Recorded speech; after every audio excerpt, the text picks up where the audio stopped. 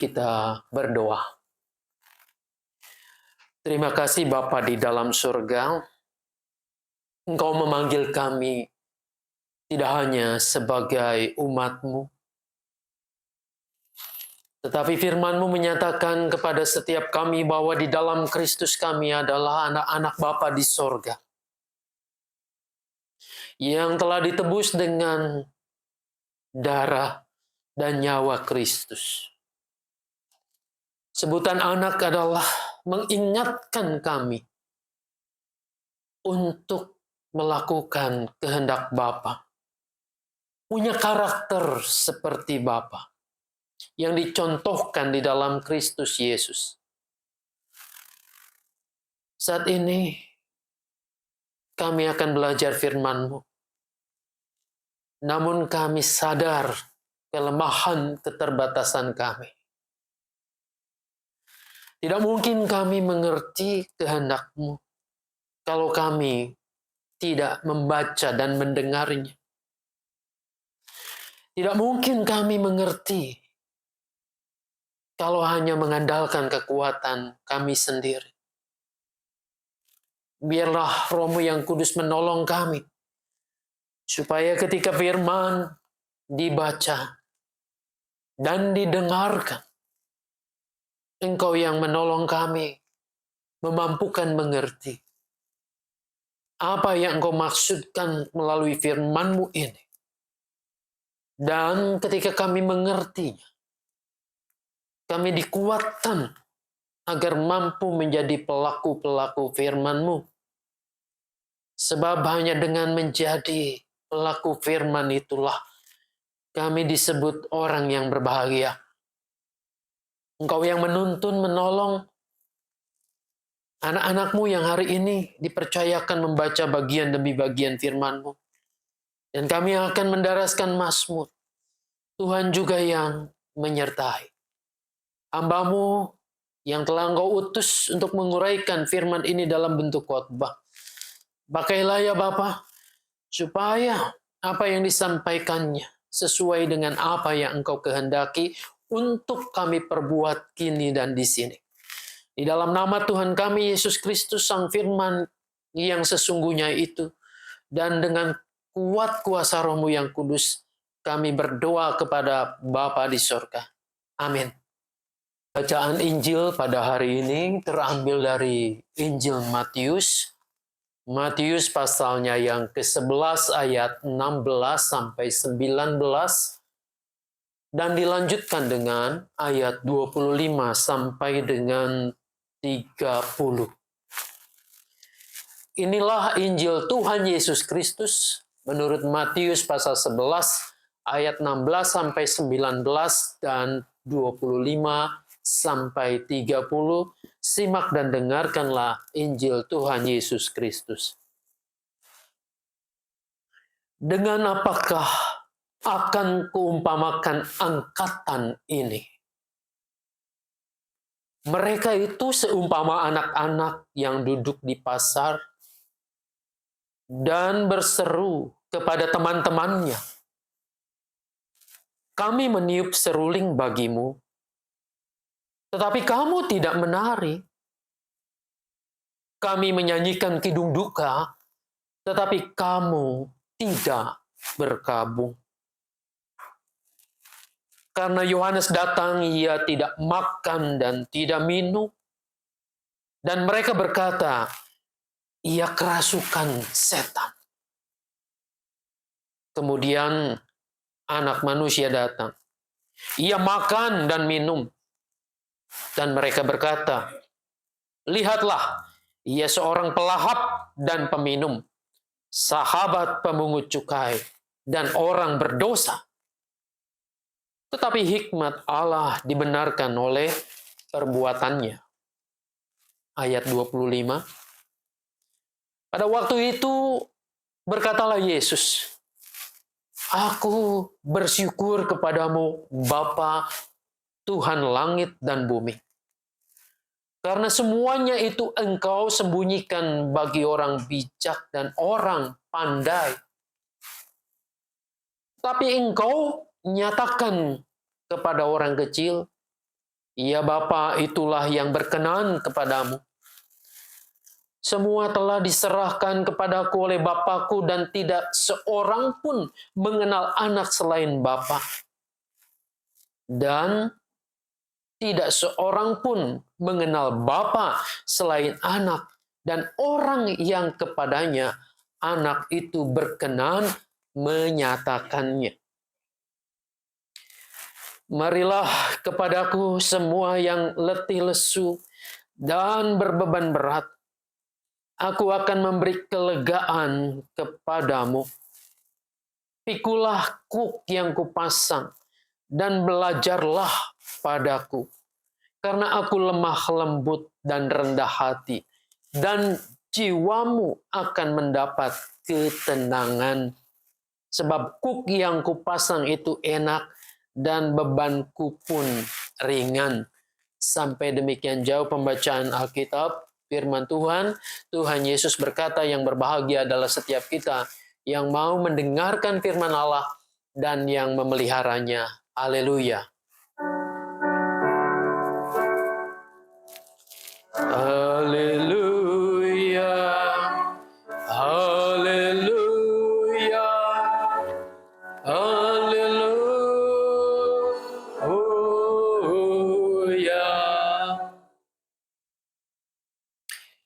Selamat pagi Ibu Bapak yang dikasihi Tuhan Yesus. Salam sejahtera buat kita semua.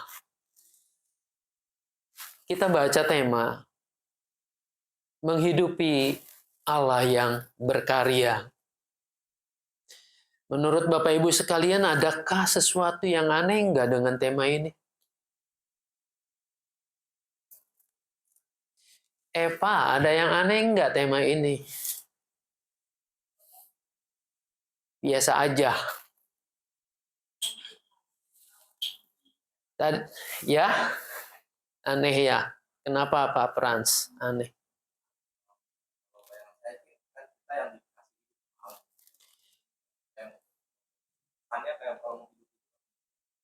Ya, kesannya tema ini kalau menghidupi kita yang memberi hidup Allah. Siapakah kita ini ya? Masa kita yang menghidupi Allah? Kebalik gitu ya. Allah lah yang memberikan kita hidup dan berkarya. Sepintas itu yang kita tangkap dalam tema hari ini. Ya, benar. Bapak Ibu yang dikasihi dan mengasihi Tuhan Yesus, karena disitulah Allah seolah-olah menjadi objeknya. Kita yang jadi subjeknya.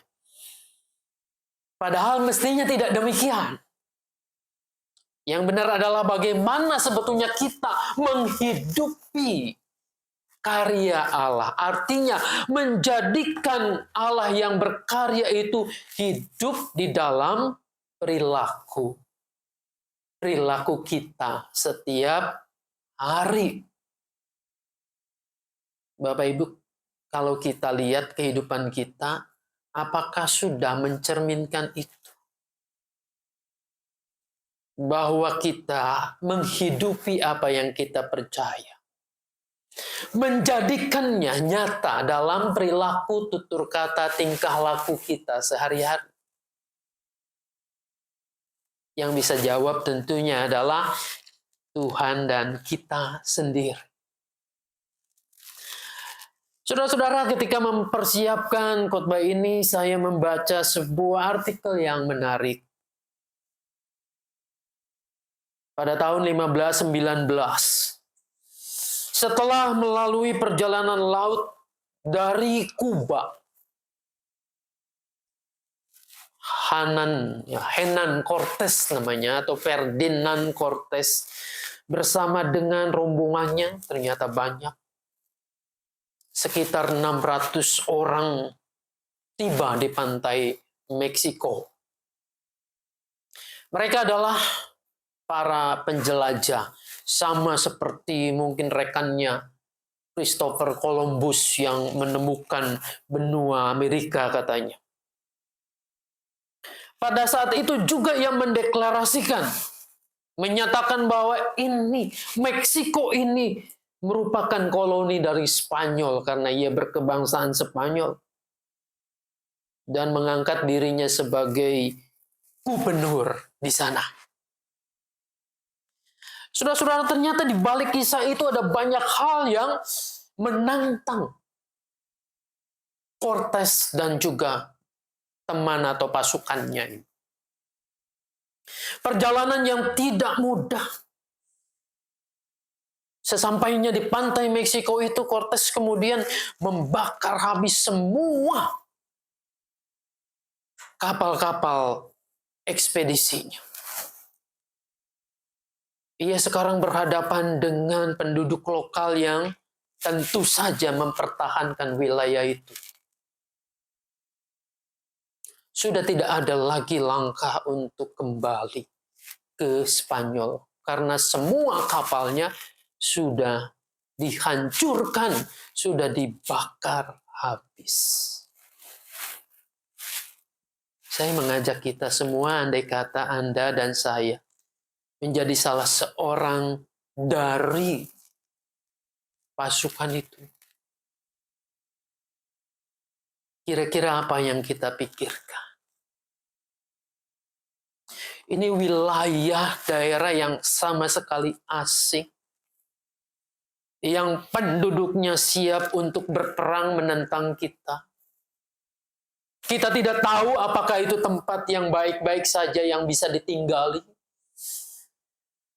Yang bisa ditempati. Kita tidak tahu nanti ke depannya mau makan apa. Perjalanan pulang sudah tidak ada. Apa yang menjadi bayangan kita? Saya memikirkan, saya membayangkan situasi yang sangat dilematis dan sangat mungkin mengerikan. Tetapi itulah cara Cortes untuk membangun sebuah komitmen bersama.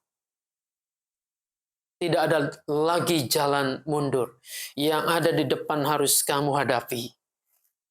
Mati atau kamu akan hidup di dataran ini. Di daerah itu. Saudara-saudara, dengan begitu ternyata apa yang terjadi dengan Cortes dan juga pasukannya ini. Mereka menguasai. Mereka membangun peradaban. Dan disitulah cikal bakal Meksiko yang sekarang kita bersama-sama lihat. Dari sudut pandang ekonomi, apa yang dilakukan Cortes ini tidak masuk akal. Mengapa? Bukankah ada banyak risiko? Bukankah ada banyak hal yang membahayakan? Namun disinilah apa yang disebut komitmen untuk memulai peradaban kehidupan yang baru itu. Saudara yang dikasihi dan mengasihi Tuhan Yesus, nyatanya tidak semua orang seperti Cortes ini yang mampu menghidupi komitmennya dengan mutlak. Apa jadinya kalau orang itu ragu-ragu? Rasanya mereka akan setengah hati memperjuangkannya.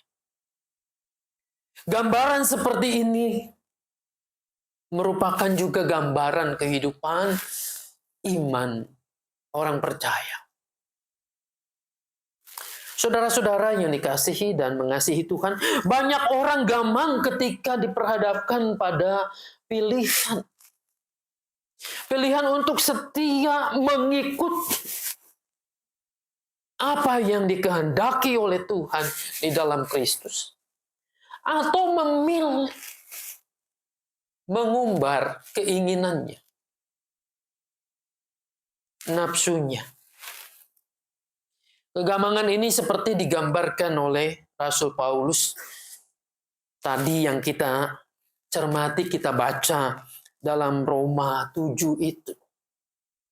Ayat 19 mengatakan, sebab bukan apa yang aku kehendaki, yaitu yang baik, yang aku perbuat, melainkan apa yang tidak aku kehendaki, yaitu yang jahat, yang aku perbuat. Saudara-saudara, Paulus memahami bahwa melakukan hukum Taurat itu baik. Namun ada sesuatu yang lain. Nafsu kedagingan yang sulit disingkirkan. Saudara, saya hendak mengajak kita untuk melihat kembali di dalam ayatnya yang ke-20 yang tadi kita bacain. Jadi, jika aku berbuat apa yang tidak aku kehendaki, maka bukan aku lagi yang berbuat, tetapi dosa yang diam di dalam aku. Ada sesuatu yang diam di dalam dirinya. Paulus memandang hukum Tuhan itu baik. Hukum Allah itu baik. Tetapi yang terjadi adalah yang diperbuatnya justru bertentangan dengan hukum yang baik itu. Sesuatu yang jahat. Saya mengajak kita untuk coba merenung dalam kehidupan kita sehari-hari. Pernahkah Anda berpikir untuk melakukan sesuatu yang baik hari ini misalnya? Ketika bangun tidur, kita mau mulai hari yang baru itu dengan ungkapan syukur. Kita akan memberi senyum kepada orang-orang di sekitar kita, kepada pasangan kita, suami atau istri, pada anak-anak. Kita mau berbuat sesuatu yang baik. Tapi yang terjadi adalah kita mau bangun, milih dulu. Mau tidur lagi atau mau bangun. Ketika pasangan kita membangunkan, Pak, ayo cepat kita mesti ke gereja. Enggaklah sebentar lagi. 5 menit lagi, 10 menit lagi. Lalu suasana hati kita menjadi tidak nyaman.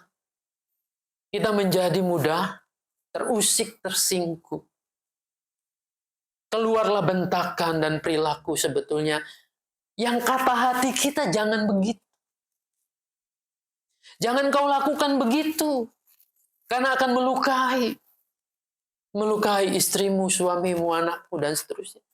Tapi kenapa yang terjadi demikian?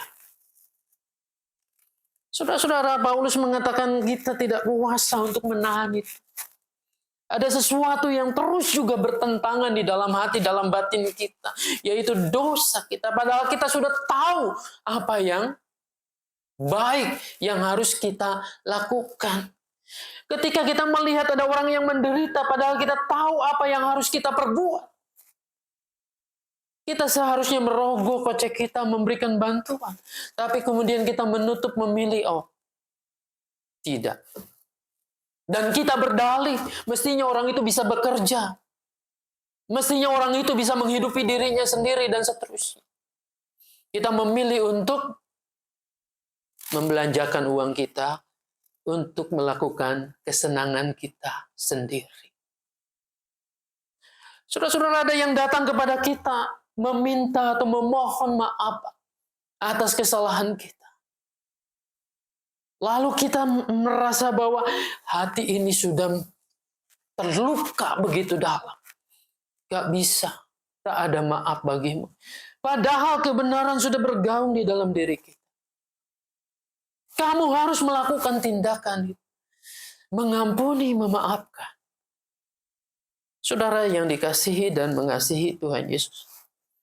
Paulus memahami bahwa sebetulnya ia mencintai hukum Allah yang baik itu. Namun ada sesuatu yang tidak bisa untuk ia patahkan, ia kalahkan, yaitu dosa dan keinginan daging.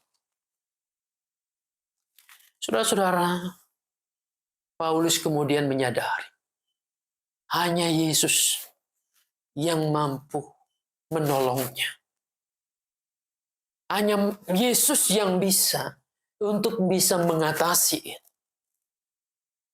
Hanya Yesus yang memerdekakan dia dari ikatan belenggu yang selalu mengikatnya untuk melakukan apa yang salah itu.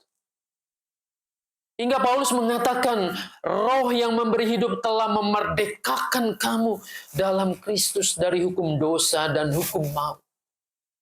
Kalau kita meneruskan bacaannya dari Roma tadi ke Roma 8 ayatnya yang kedua. Saudara-saudara, dengan begitu pada bagian lain Paulus dapat berkata, ketika Yesus membebaskannya, memerdekakannya dari belenggu hukum dosa dan kuasa kedagingan itu. Paulus mengatakan, sebab aku telah mati oleh hukum Taurat untuk hukum Taurat, supaya aku hidup untuk Allah.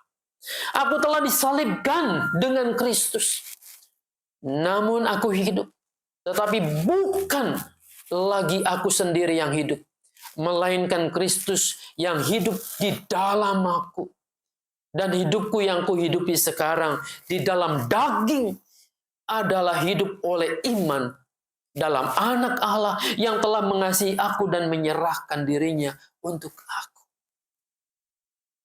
Saudara-saudara, ketika seseorang menyerahkan diri pada Kristus, Kristus menebus dosa-dosanya, maka sebetulnya dan seharusnya yang terjadi adalah bahwa hidupnya bukan dirinya lagi, tetapi Kristus yang hidup di dalam dirinya, yang kemudian terpancar di dalam kehidupannya. Apa yang terjadi dengan Paulus selanjutnya? Saudara-saudara, yang terjadi dengan Paulus adalah totalitas. Ia menyerahkan diri dan hidupnya untuk menghidupi iman percayanya dan komitmennya. Saya bandingkan dengan ceritanya Kortes tadi. Paulus telah membakar kapal-kapal itu. Paulus telah membakar kebanggaan-kebanggaan lamanya. Paulus sudah melupakan kepintarannya dalam hukum-hukum Taurat ini. Itu dicatat di dalam Filipi 3 ayat 8. Yang dulu kuanggap kebanggaan itu sekarang kuanggap sampah. Saudara-saudara, kini dengan sepenuh hati ia ingin agar orang lain pun merasakan dan mengalami kasih Allah yang seperti itu. Ia menjadikan Yesus dan ajarannya itu hidup di dalam dirinya. Kalau kita flashback sebentar, bagaimana kehidupan Paulus. Ini sama seperti ahli Taurat, orang-orang Farisi lainnya. Yang pada umumnya, mereka menolak apa yang diberitakan Yesus. Saudara-saudara, mereka disebut kaum cerdik pandai. Tetapi kecerdikan, kepandaian mereka itu bukan diterapkan bagaimana hukum itu harus mengalir di dalam diri mereka, menjadi darah dan daging, dan dilakukan setiap hari. Tetapi kepandaian itu, kebijakan itu hanya dipakai untuk menilai orang. Inilah yang kemudian dikatakan di dalam Injil yang tadi kita baca itu. Saudara-saudara, di dalam Injil yang kita baca tadi itu ayat 16. Apa akan kuumpamakan angkatan ini? Mereka itu seumpama anak-anak yang duduk di pasar dan berseru kepada teman-temannya, kami meniup seruling bagimu, tetapi kamu tidak mendengar. Lazimnya ketika ada orang memainkan musik, menikmati, lalu kemudian bersama-sama dengan iringan musik itu menari dengan gembira. Atau dikatakan juga menyanyikan kidung duka tetapi kamu tidak berkabung. Jadi tidak seirama, tidak sesuai dengan apa yang dikehendaki oleh Tuhan. Kepandaian itu hanya untuk menilai dan menghakimi. Contohnya di ayat yang ke-18. Yohanes datang katanya ya. Yohanes Pembaptis yang dimaksud. Yohanes kan mengasingkan diri di padang gurun. Makanannya madu gitu ya. Di hutan dan seterusnya di situ. Mereka tidak melihat Yohanes ikut dalam kegiatan makan-makan, minum-minum dan seterusnya. Lalu mereka mengatakan apa di situ? Mereka berkata, ia kerasukan setan. Menyendiri tinggalnya di sana. Jadi kepandaian mereka dipakai untuk menilai, menghakimi. Ada yang datang kebalikan dari Yohanes Pembaptis, yaitu Yesus Kristus sendiri. Dikatakan apa? Kemudian anak manusia datang, ia makan dan minum, dan mereka berkata, lihatlah, ia seorang pelahap dan peminum. Saudara-saudara, Yesus Kristus datang, makan dan minum bersama-sama, mengundang orang berdosa, memulihkan yang sakit dan kelemahan manusia. Lalu mereka menghakiminya, dasar ini orang pelahap dan pemabuk. Ada saja yang dikritik. Mereka tidak menangkap apa yang dipesankan oleh Allah untuk kebaikan manusia. Sampai di sini saya juga termenung. Mungkin kita bisa kembali mengkritik orang-orang Farisi ahli Taurat ini yang tidak mau menerima Kristus. Bukankah dalam batas-batas tertentu kita pun sama seperti mereka? Ketika datang hamba Tuhan memberitakan firman Tuhan, mungkin khotbahnya panjang lebar. Kita akan mengatakan, kenapa sih itu pendeta khotbahnya panjang lebar? Kenapa sih pendeta itu khotbahnya nyinggung-nyinggung saya? Padahal kenal juga kagak. Harusnya kan begini, begitu, dan seterusnya. Minggu depannya datang pendeta yang khotbahnya 5 menit. Ngapain khotbah cuma 5 menit? Enggak persiapan kali. Bukan pesannya yang diterima. Tapi bagaimana dia merasa bahwa apa yang dimilikinya itu bisa untuk menilai, untuk melihat celah yang tidak baik. Saudara-saudara, bukankah dalam batas-batas tertentu kita sama seperti ini? Kita sama ketika gereja melakukan pelayanan A. Kita ribut di sini. Buat apa melakukan ini? Gak ada gunanya. Ganti pelayanan. Metodenya lain. Tetap saja ada yang kurang. Oleh karena itu, ketika ada penatua aktivis yang sudah selesai melakukan tugasnya, dia mengatakan, selesai, sudah merdeka. Ketika kita nanti ada pemilihan penatua, maka ogah. Saudara-saudara, itulah yang dikatakan oleh Injil ini benar. Dan terus terjadi. Bahwa kehidupan kita bukan mencerminkan apa yang harusnya terjadi, apa yang seharusnya dilakukan. Nah, disinilah melalui tema ini kita boleh merenungkan kembali. Apa yang semestinya dan seharusnya konsekuen kita lakukan. Anda dan saya umumnya sudah dibaptiskan, mengaku percaya. Momen seperti ini mestinya dijadikan sebuah momentum. Sama seperti Kortes tadi, sama seperti Rasul Paulus. Untuk melupakan apa yang ada di belakang. Untuk menatap ke depan. Dengan kehidupan yang baru yang harus ditata dengan baik. Menjadi anak-anak Tuhan seperti Bapa di sorga. Yang menghadirkan rahmat damai sejahteranya. Seperti yang dicontohkan oleh Tuhan Yesus. Yesus berani mengatakan, marilah kepadaku, hai engkau yang letih dan lesu, aku akan memberikan kelegaan kepadamu. Saudara-saudara, anak-anak Tuhan pada saat ini harusnya bisa mengerjakan dan meneruskan itu. Untuk meringankan beban hidup manusia. untuk menjadikan firman itu darah dan daging kita. Dimanapun kita ada, dimanapun Tuhan menempatkan kita. Bukan sibuk dengan perdebatan yang tidak perlu. Maka kalau itu terus dilakukan, Yesus mengatakan kita akan tetap tertutup, tersembunyi bagi orang yang cerdik dan pandai itu. Bagi orang yang bijak dan pandai itu. Ada sesuatu yang mungkin heran. Kenapa orang yang bijak dan pandai justru tertutup? Bukankah dalam perjanjian lama kita diingatkan kembali bahwa orang tuh harus menjadi cerdik, bijaksana, pandai. Kitab Amsal banyak cerita tentang itu. Namun tampaknya bahasa ini menjadi bahasa kiasan, kecaman Yesus untuk mereka yang hanya pandai untuk bersilat kata. Pandai hanya untuk berbicara, menghakimi. Tapi tidak cakap untuk melakukan, mengerjakannya dengan sebaik-baiknya. Selagi ada kesempatan, marilah kita gunakan dengan sebaik-baiknya.